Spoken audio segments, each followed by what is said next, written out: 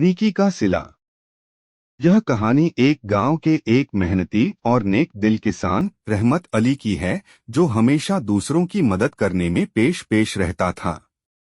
गांव एक खूबसूरत जगह थी जहां लोग साधारण जिंदगी जीते थे।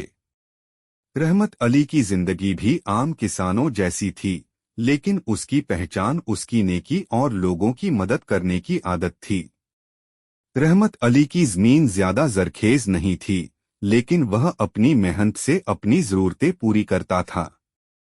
अपनी सीमित आमदनी के बावजूद वह कभी किसी जरूरतमंद को खाली हाथ नहीं लौटाता। अगर किसी के पास खाने को नहीं होता, तो वह अपनी थोड़ी सी रोटी बांट देता। अगर कोई बीमार होता, तो वह अपने घर की मामूली सी जड़ी बूटियां देकर उनकी सेहत के लिए दुआ करता। गांव के लोग उसकी सखावत और मोहब्बत की मिसालें देते थे। एक दिन एक अजनबी की मदद। एक दिन गांव में एक अजनबी आया, जो निहायत थकाहारा और भूखा नजर आ रहा था। उसके कपड़े गर्द से भरे हुए थे और आंखों में गम का साया था। वह गांव के पेड़ के नीचे बैठ गया और बेबसी से चारों तरफ देखने लगा। रहमत अली ने उसे देखा और फौरन उसके पास पहुंचा। भाई, आप कहाँ से आए हैं? रहमत अली ने पूछा। अजनबी ने थके हुए लहजे में जवाब दिया, मैं कई दिनों से सफर कर रहा हूँ। रास्ते में सब कुछ खो बैठा हूँ और अब न खाने को कुछ है न पीने को। रहमत अली के दिल में इस अजनबी के लिए हमदर्दी जागी।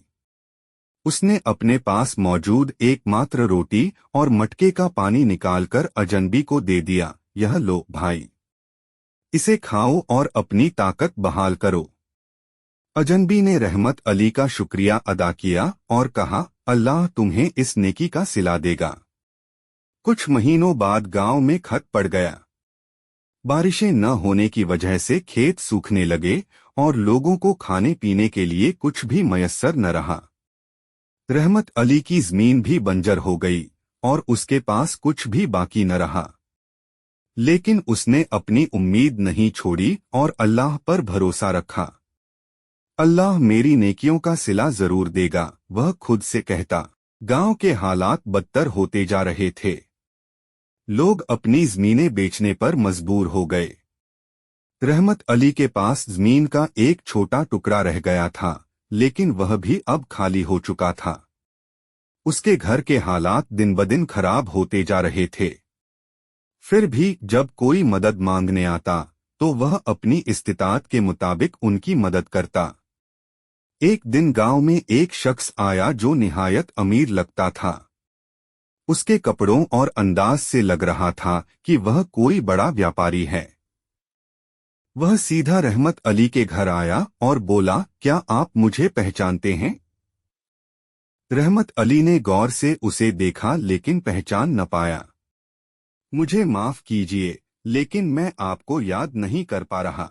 व्यापारी मुस्कराया और बोला, मैं वही भूखा और बेबस मुसाफिर हूँ जिसे आपने कई महीने पहले अपनी रोटी खिलाई थी। उस वक्त मेरे पास कुछ नहीं था, लेकिन आज अल्लाह ने मुझे बहुत नवाजा है। आपकी नेकी का सिला देने आया हूँ। यह सुनकर रहमत अली हैरान रह गया। व्यापारी ने एक बड़ा थैला निकाला जो सोने के सिक्कों से भरा हुआ था और कहा, यह सब आपका है। अल्लाह ने मुझे वसीला बनाया है ताकि मैं आपकी मदद कर सकूं। रहमत अली ने शुक्रिया के साथ वह तोहफा कबूल किया। उसने उन पैसों से अपनी जमीन को दोबारा जरखेज बनाया, पानी के कुएं खुदवाए और गांव के लोगों के लिए भी सहूलतें फ्राहम कीं। वही जमीन जो कभी बंजर हो गई थी, अब हरे भरे खेतों में बदल गई थी। अल्लाह अपने बंदों को उनकी नेकी का सिला जरूर देता है। रहमत अली का ईमान और उसकी सखावत इस बात की बेहतरीन मिसाल हैं कि इंसान अगर दूसरों के लिए जीता है, तो अल्लाह उसकी जिंदगी को खुशियों से भर देता है।